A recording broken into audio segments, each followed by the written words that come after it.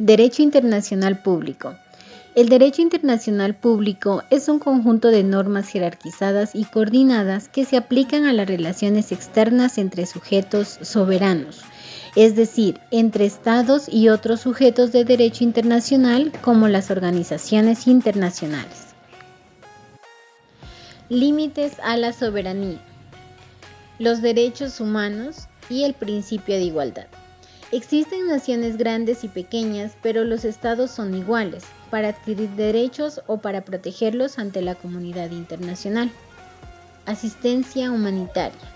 Sería la oferta de ayuda o socorro, entrega de alimentos, medicinas, agua, abrigo, sin discriminación alguna, que por razones de humanidad prestan los estados y los organismos gubernamentales y no gubernamentales a víctimas de catástrofes naturales, de conflictos armados, crisis políticas y otros desastres que afectan los derechos y libertades de las personas. El Estado es una persona jurídica y abstracta que se pronuncia a través de actos administrativos, por escrito generalmente, en el derecho internacional a través de tratados, convenios y resoluciones. Dentro de los elementos se encuentra la población, que hace referencia a las personas que lo conforman, el territorio, tierra asentada, mar, espacio aéreo, fronteras geográficas. Gobierno o soberanía. Es un elemento que solo lo tienen los estados y es la capacidad jurídica plena y entera para ejercer derechos y contraer obligaciones, cumplir un acto, crear una regla. Los estados son clasificados como sujetos primarios y plenarios de derecho internacional. Primarios porque sobre ellos se funda el derecho internacional, y plenarios en virtud de su propia soberanía tienen sus propios atributos y facultades, que es el derecho internacional deber reconocer. Clasificación de la soberanía. La soberanía tiene una doble clasificación. Soberanía interna son las competencias que el Estado ejerce al interior de su territorio y a la obligación de proteger sus derechos. Y soberanía externa se refiere a que no existe ninguna autoridad por encima del Estado, salvo que éste haya consentido que así sea. Esto no significa que su soberanía sea absoluta o limitada. La soberanía se puede ver restringida por dos motivos. El primero, producto de la humanización, es decir, el progresivo avance de los derechos humanos. El segundo, a raíz de la institucionalización, por ejemplo, a través de la prohibición del uso de la fuerza y la acción del Consejo de Seguridad de la ONU. Un ejemplo de un convenio internacional es la Declaración Internacional de los Derechos Humanos. Actualmente, el DIDH regula materias que antes estuvieron reservadas a los estados, como sucede, por ejemplo, con la pena de muerte. ¿Qué es una organización internacional? Es una asociación voluntaria de estados que se crean con un tratado constitutivo en el cual se consignan los derechos, fines y obligaciones de la organización. Estas organizaciones pueden ser creadas para un fin general, como por ejemplo la Organización de Naciones Unidas y la Organización de Estados Americanos, o para un fin específico, como el caso de la Organización Mundial de la Salud o la OIT, Organización Internacional del Trabajo. Por su extensión geográfica, las organizaciones internacionales pueden ser universales, es decir, aquellas que están abiertas que se una a cualquier estado, como por ejemplo la ONU. Por otra parte, hay organizaciones solamente regionales, como por ejemplo el Foro de Cooperación Económico Asia-Pacífico, APEC, o la CAN, que está conformada por Colombia, Perú, Ecuador, Bolivia y Chile. Ejemplos de organizaciones internacionales. La Organización de Naciones Unidas, ONU, de cuyos objetivos son la paz y la seguridad internacionales, el desarrollo económico y social de los Estados miembros, la cooperación internacional para resolver los distintos problemas, entre los cuales se incluye la protección de los derechos humanos, la codificación del derecho internacional. Otro ejemplo es la Comunidad Europea del Carbón y del Acero, SECA. Posteriormente se firma el Tratado de Roma y se crean dos comunidades europeas más: la Comunidad Económica Europea, la Comunidad Europea de la Energía Atómica, y posteriormente se crea la Unión Europea mediante el Tratado Constitutivo de la Unión Europea. De Derecho Internacional. El estudio sobre las fuentes de derecho internacional se centra en la identificación de los mecanismos y procesos por los que se da origen a las normas internacionales. Dentro de estas tenemos que se clasifican en fuentes materiales y fuentes formales. Las fuentes materiales responden a cuáles son las razones por las que se crean las normas, en tanto las fuentes formales son los mecanismos por los cuales se crean esas normas. Fuentes de derecho internacional. El estudio sobre las fuentes de derecho internacional se centra en la identificación de los mecanismos y procesos por los que se da origen a las normas internacionales. Dentro de estas tenemos que se clasifican en fuentes materiales y fuentes formales. Las fuentes materiales responden a cuáles son las razones por las que se crean las normas, en tanto las fuentes formales son los mecanismos por los cuales se crean esas normas.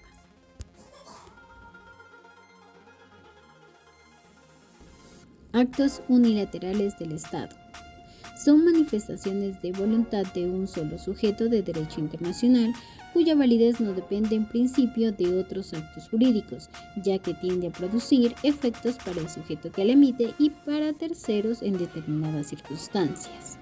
Por lo tanto, constan de elementos como la manifestación de la voluntad tomada en consideración en sí y por sí misma, no como elemento constitutivo de un acuerdo.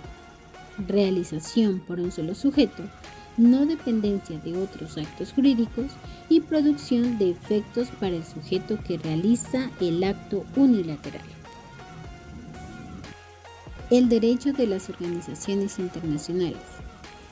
Las organizaciones internacionales pueden crear derecho, esto es, que son capaces de expresar la voluntad jurídica propia, diferente e independiente de la de sus Estados miembros, destinada a realizar las competencias que les han sido atribuidas y alcanzar los objetivos comunes y fijados por sus Estados miembros. Los principios generales del derecho. Se relacionan con aquellos supuestos en que los jueces no pueden dictar sentencias sobre un litigio porque no existen normas aplicables al mismo, dentro de los cuales encontramos el principio de igualdad soberana sobre los estados, el principio de buena fe, del arreglo pacífico de las controversias, de la prohibición de la amenaza o del uso de la fuerza, de la igualdad de derechos y de la libre determinación de los pueblos, de la primacía del tratado internacional sobre la ley interna y un principio de continuidad del Estado. Tratados internacionales. El artículo 38 del Estatuto de la Corte Internacional de Justicia menciona a los tratados como una de las fuentes de derecho internacional público y es un acuerdo de voluntades alcanzado por dos o más sujetos de derecho internacional destinado a producir efectos jurídicos y entre las partes y regulado por el derecho internacional. Es un acuerdo de voluntades como un contrato para adquirir obligaciones y derechos, donde prima la voluntad para que produzca efectos jurídicos y valencia entre las fuentes. Todas gozan de la misma jerarquía. De esta manera, un tratado y una norma consuetudinaria poseen el mismo nivel jerárquico como sucede entre un tratado y la costumbre. Segunda característica, equivalencia entre normas. Existe una norma importante que refiera cómo hacer otra, que indican cómo hacer normas y las normas resultantes de cada proceso. Por ejemplo, la Convención de Viena sobre el derecho de los tratados, que establece las reglas básicas sobre la elaboración de los tratados y tiene el mismo valor jerárquico que cualquier tratado concreto resultante de este proceso de elaboración. No interesa la forma, sino la voluntad de los estados que libremente lo quieran realizar, y no es relevante el nombre que se le dé: acuerdo, pacto, armisticio.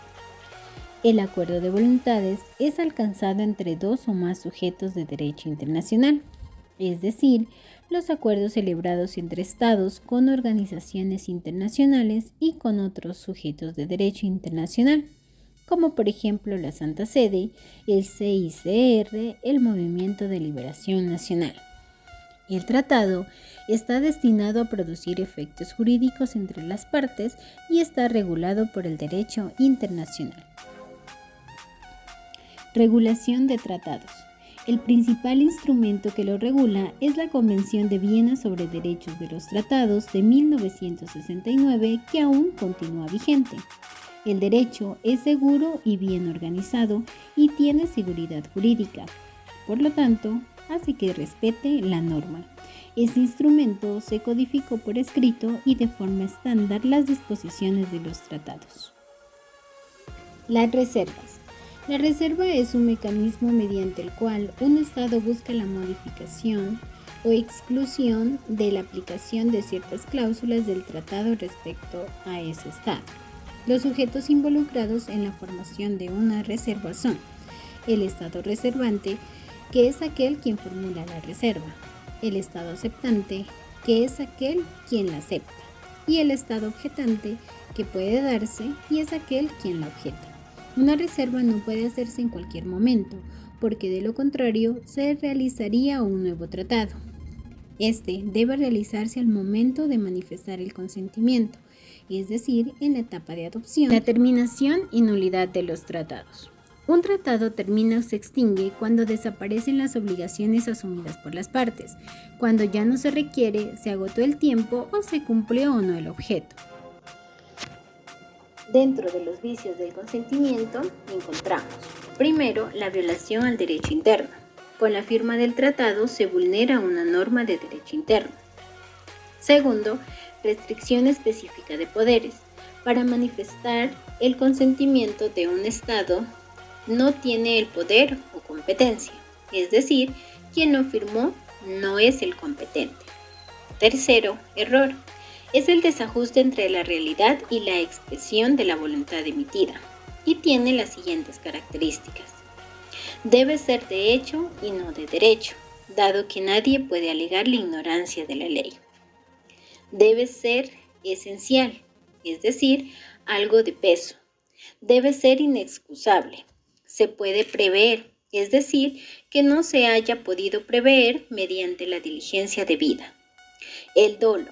La otra parte induce a un equívoco mediante documentos falsos o declaraciones falsas, omisiones de datos, etc. El individuo en el derecho internacional. Protección de sus derechos. Principio de humanización. Por encima de toda guerra o situación existen unos derechos humanos que deben ser respetados. En las últimas décadas, el derecho internacional ha sufrido diversas transformaciones, muchas de las cuales han creado condiciones para el reconocimiento del individuo como un sujeto de derecho en el plano internacional.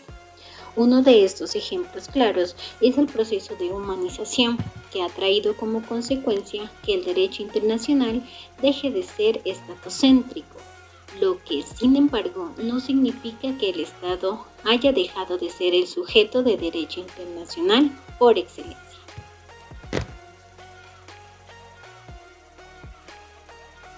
Sistema Europeo de Derechos Humanos. Es el sistema creado por el Convenio para la Protección de los Derechos Humanos y de las Libertades Fundamentales. En este sentido, cuenta con un único órgano jurisdiccional, el Tribunal Europeo de Derechos Humanos, al cual los individuos pueden acceder directamente luego de haber agotado los recursos internos en sus respectivos estados.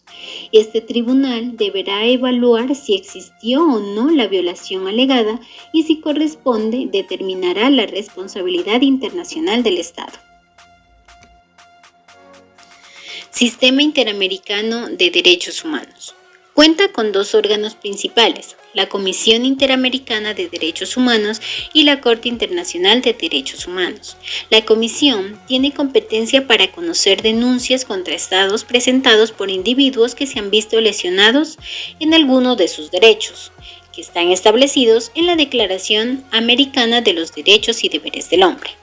Si la Convención considera que el Estado demandado violó tales derechos, entonces somete el caso a conocimiento de la Corte Internacional de Derechos Humanos, la cual se encargará de decidir de manera vinculante si existió o no tal violación. Debe ser el caso, la Corte declarará la responsabilidad internacional del Estado por estos hechos y establecerá las sanciones, consecuencias subsecuentes, repercusiones. Sujetos del derecho internacional. Encontramos personas naturales y jurídicas dentro del derecho internacional público como sujetos de derecho.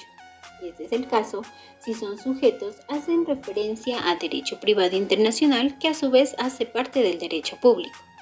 La principal causa por la cual ingresan al derecho internacional es la violación de los derechos humanos y el mayor vulnerador es el Estado. El principio de la humanización permite reconocer y sentir al humano, de ahí que se respeten unos con otros. Este es el principio básico que tiene como objetivo proteger la vida. De ahí que se firma la Declaración Universal de Derechos Humanos para que sea firmada por todos los países. Sin embargo, hoy no ha sido posible, pues algunos estados no la han firmado.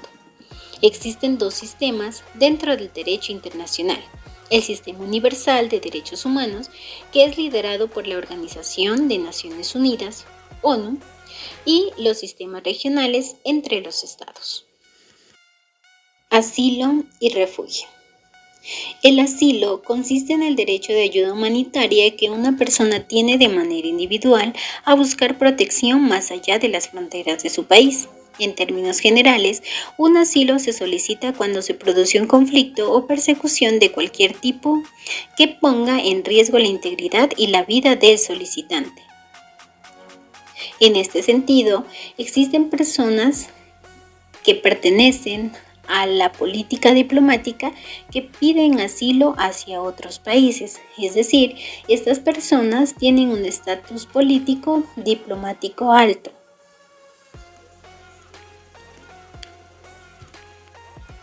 Refugio. Una vez que una persona haya solicitado un asilo y este haya sido aprobado, su condición pasa de asilado a refugiado. Sin embargo, existen otras definiciones más generales en lo que respecta al refugio como figura de ayuda humanitaria. Por ejemplo, se menciona que refugiados son aquellos grupos humanos que huyen de forma masiva de un país a causa de un conflicto armado o de catástrofes naturales. La Oficina de las Naciones Unidas para los Refugiados establece que un refugiado es quien huye de su país por motivos de fuerza mayor, que pone en riesgo su vida o integridad moral. En este caso, los refugiados posiblemente no sean personas diplomáticas, como si lo son las personas asiladas.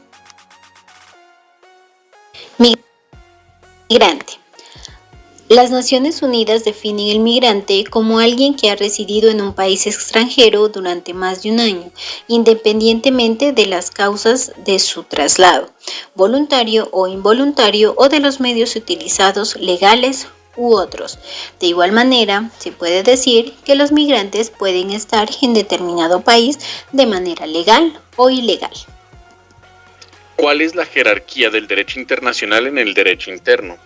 El derecho internacional no puede intervenir en la regulación del derecho interno. No obstante, postula el principio de primacía por el que las obligaciones asumidas por el Estado en virtud de una norma internacional prima sobre lo que establece en su derecho interno.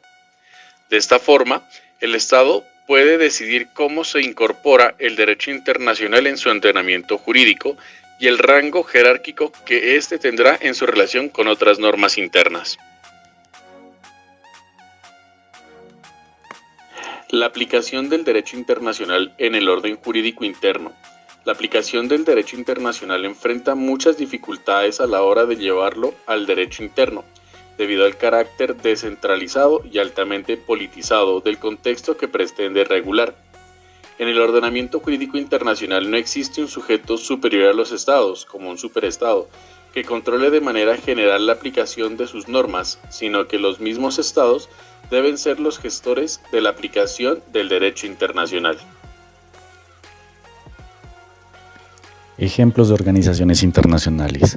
Se crea la ONU como objetivos generales tales como la paz y la seguridad internacionales, el desarrollo económico y social de los Estados miembros, la cooperación internacional para resolver distintos problemas entre los cuales incluye la protección de los derechos humanos, la codificación del derecho internacional, la Comunidad Europea del Carbón y el Acero. Posteriormente se firma el Tratado de Roma, se crean dos comunidades europeas más, como la Comunidad Económica Europea, la Comunidad Europea de la Energía Atómica y posteriormente se crea la Unión Europea mediante el Tratado Constitutivo de la EU. Derechos humanos según la ONU. Los derechos humanos son derechos inherentes a todos los seres humanos, sin distinción alguna de raza, sexo, nacionalidad, origen étnico, lengua, religión o cualquier otra condición. Entre los derechos humanos se incluyen el derecho a la vida y a la libertad, a no estar sometido a ninguna esclavitud ni a torturas, a la libertad de opinión y de expresión, a la educación y al trabajo, entre otros muchos. Estos derechos corresponden a todas las personas sin discriminación alguna. La ONU designa a toda persona que se traslada fuera de su lugar de residencia habitual, ya sea dentro de un país o a través de una frontera internacional, de manera temporal o permanente y por diversas razones. Este término comprende una serie de categorías jurídicas bien definidas de persona, como los trabajadores migrantes, las personas cuya forma particular de traslado está jurídicamente definida, como los migrantes objeto de tráfico, así como las personas cuya situación o medio de traslado no estén expresamente definidos en el derecho internacional, como los estudiantes internacionales.